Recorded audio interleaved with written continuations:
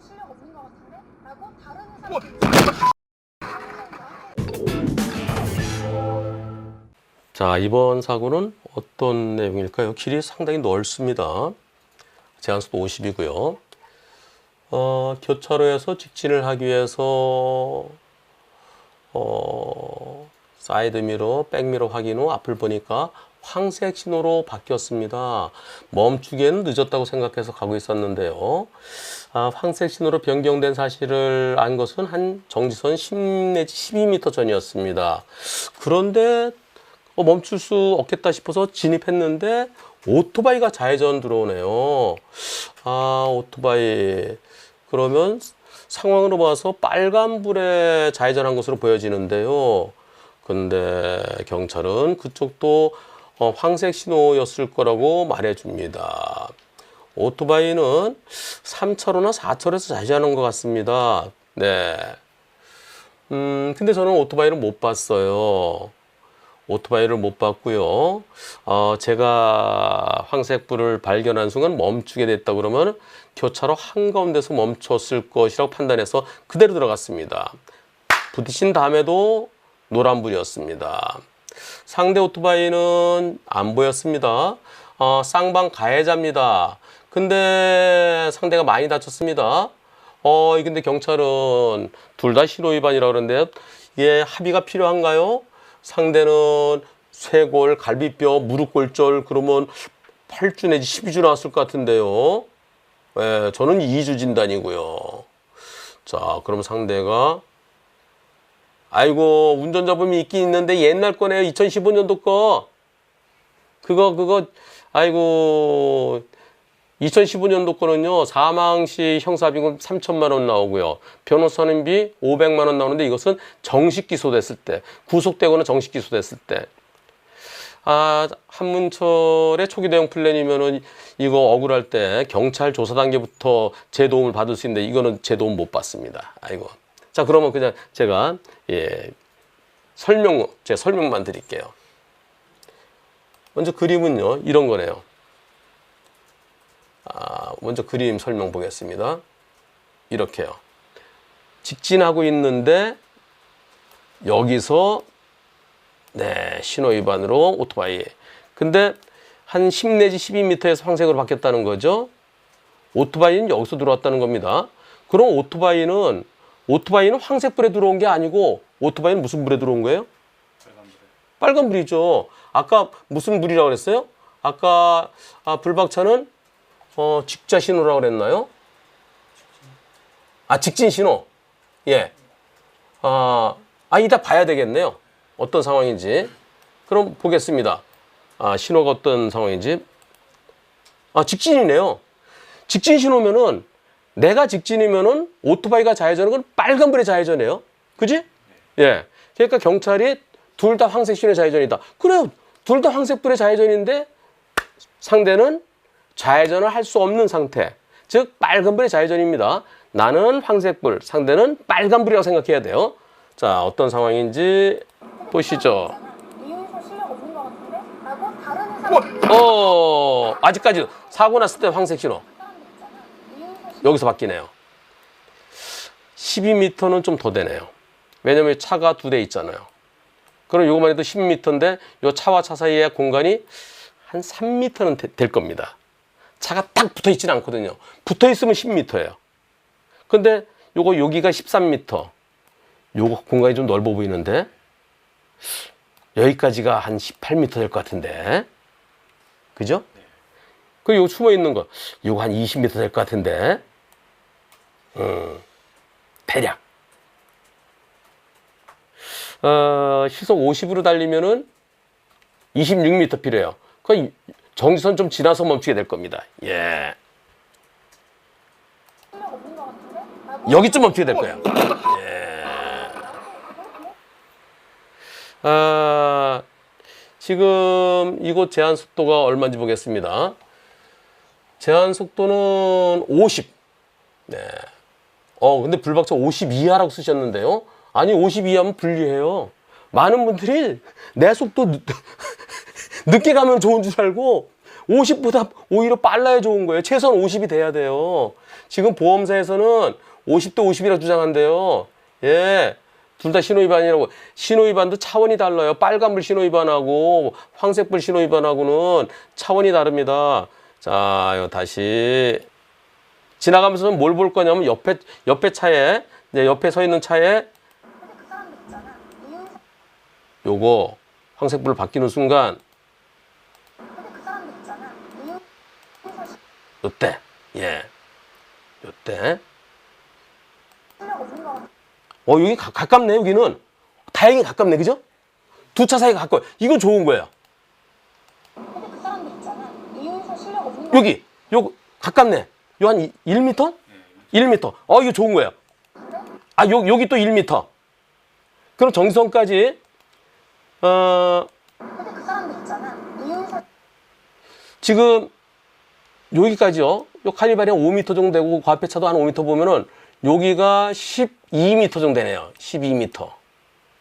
여기 공간이 자동차 한 대는 못 들어갈 것 같죠?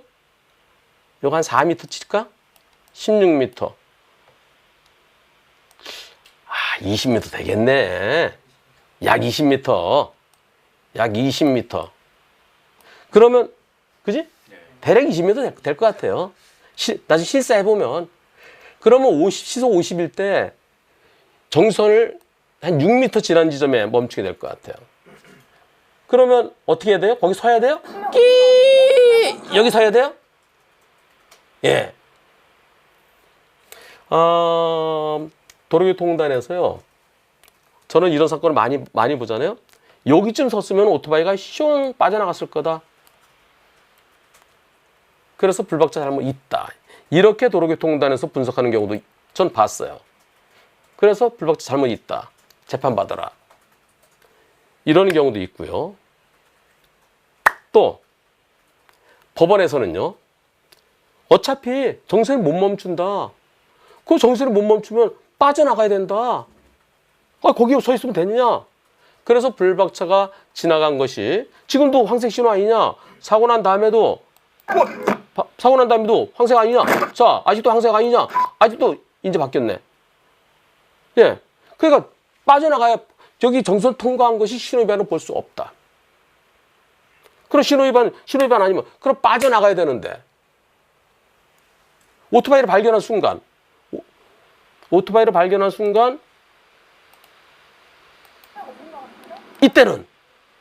이때 거리가 얼마냐?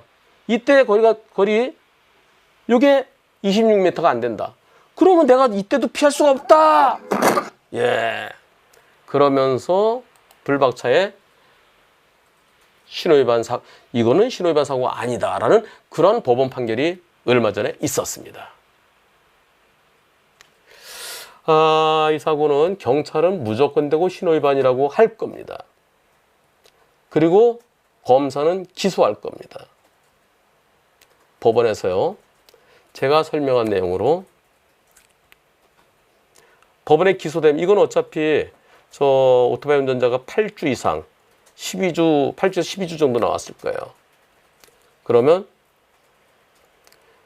운전자부에서 500만 원 선임비 나올 겁니다.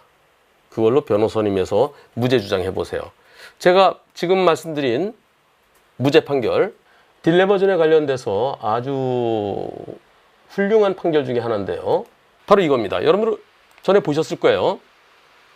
가겠습니다. 자, 불박차 좌회전할 겁니다. 제한속도 50도로에서 여기서 자전거가 갑자기 꽝! 이 사고입니다. 자, 여기서요. 언제 바뀝니까? 여기서 바뀌어요. 예. 아까 그거랑 좀 비슷하죠? 이때 요거 바뀔 때가 이때. 이거 좀 더 일찍? 이때 바뀝니다. 예.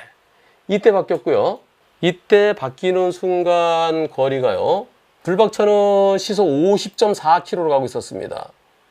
이때가 21.97m예요. 거의 비슷하죠? 예.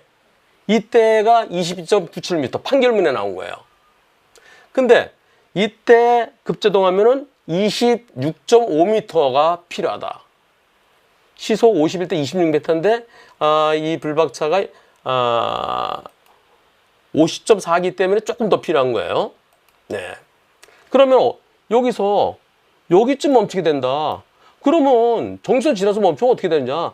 어중간하게 멈추지 말고 빠져나가야 된다. 빠져나가야 된다. 원래 거기 다른 차들 방해되게 빠져나가야 된다. 그래서 빠져나가는 것을 불박차 잘못이라고 볼 수 없다. 그럼 나가라. 자, 그래서 나간 것을 신호비가 볼 수 없다. 나갔다. 근데 자전거를 발견한 순간 자전거 어디 있어? 여기 있네. 자전거 있네. 자전거를 발견했을 때 그때 거리가 22.1m다. 22.1m인데 이땐 도저히 못 피한다.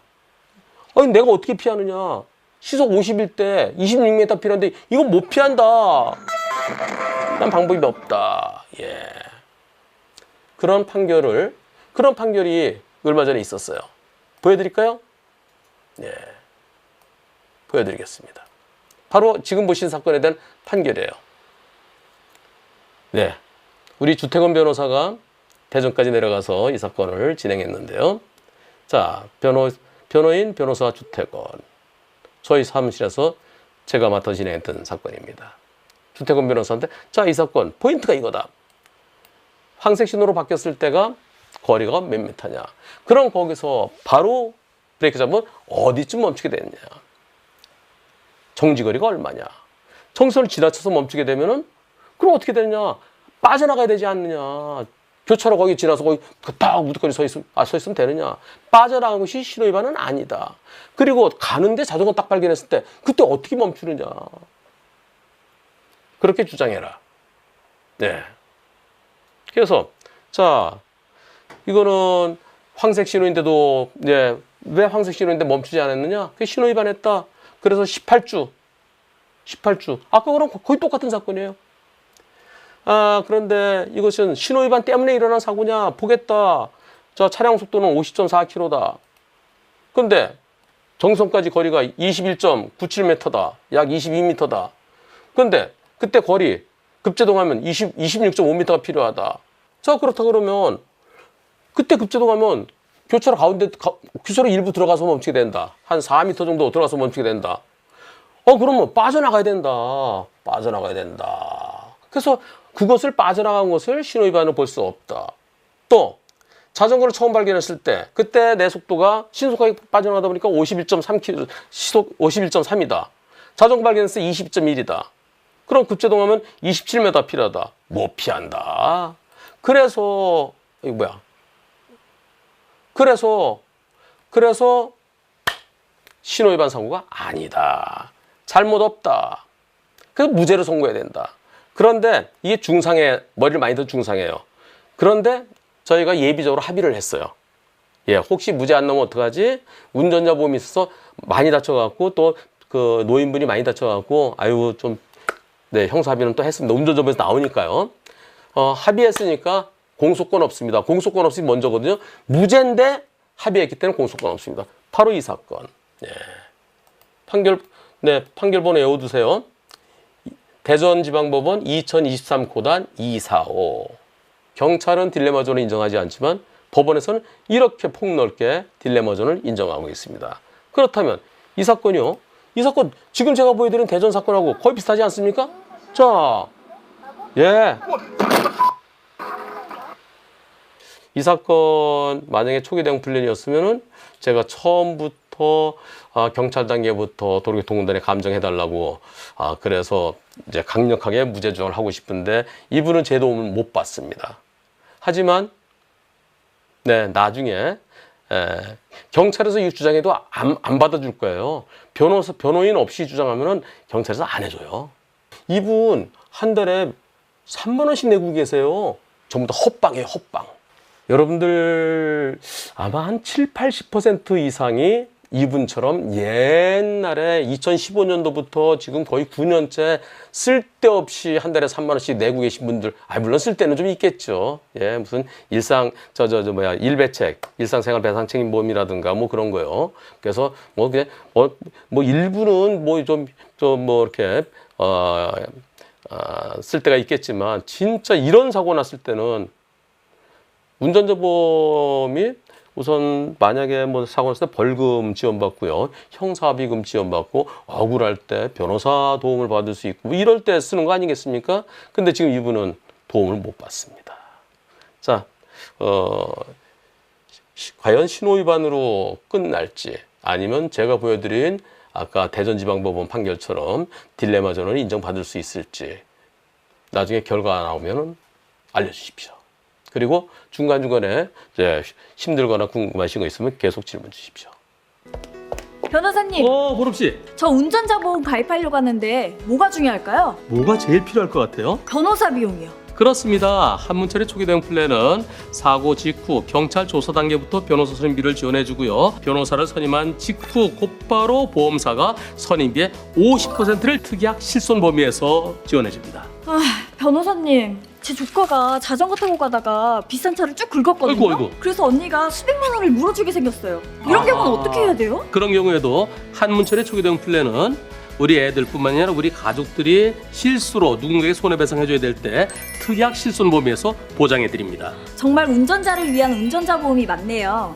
운전할 때도 운전 안 할 때도 정말 든든하네요. 그럼요.